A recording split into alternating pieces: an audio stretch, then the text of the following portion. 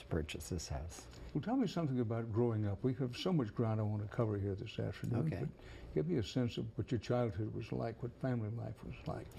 Well, I grew up in a suburb of Toronto, northern part of the city.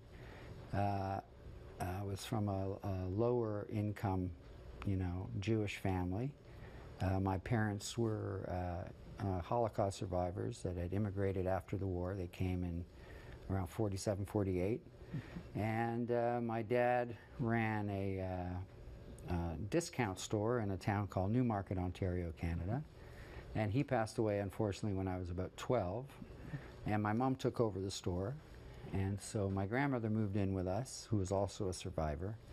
And we lived in this suburb and went to school and, tried to assimilate as best we could into the culture while my mom, went to work every day.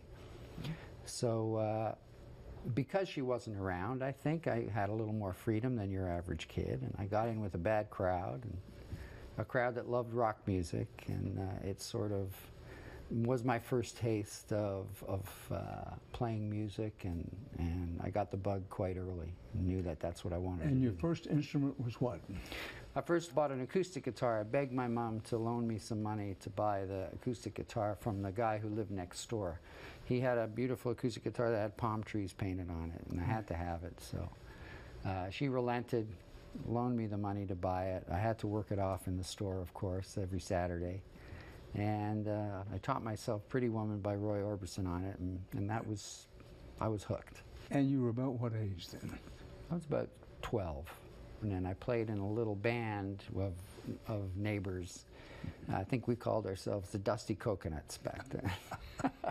And we would meet at our friend's house, and I was playing guitar at the time, and then we were told that the mother of the kid who was supposed to play bass, his mother wouldn't let him be in the band anymore because he didn't like the crowd. So they voted and said I was going to be the new bass player. So I went back to my mom. I begged her to lend me, money to buy a bass guitar. I went to the local music shop, and she said okay. Again, I had to work it off, working in the store on Saturdays. And so I bought my first electric bass guitar and sort of haven't looked back. And by this time you're in high school?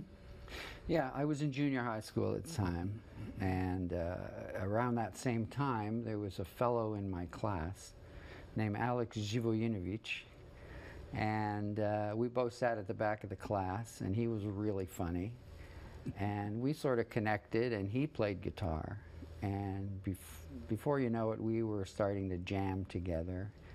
And I didn't know at the time that I would spend the rest of my life with this crazy Serbian guy. And he was actually in a band called Rush. And so I wasn't sort of a founding member, but I was sort of just a pal. And they were scheduled to do a show at a local drop-in center, which was in the basement of a church.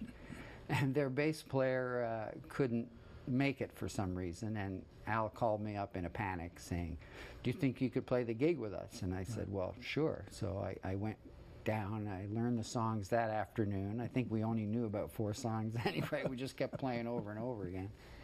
And we did the gig, and then we went to the local deli for French fries and gravy, which was the tradition of the band in that day. And that's how my career with Al started. You didn't finish high school? No. Was that a disappointment to your mother, or was she okay with that? She was very not okay with it. It was a tough time because, she'd lost her husband, and she saw me more and more playing rock music and hanging out with guys with long hair, and she thought I was going down a very bad road, so she was worried constantly. So eventually I had to break the news that I was leaving school, and she took it very hard. She didn't talk to me for about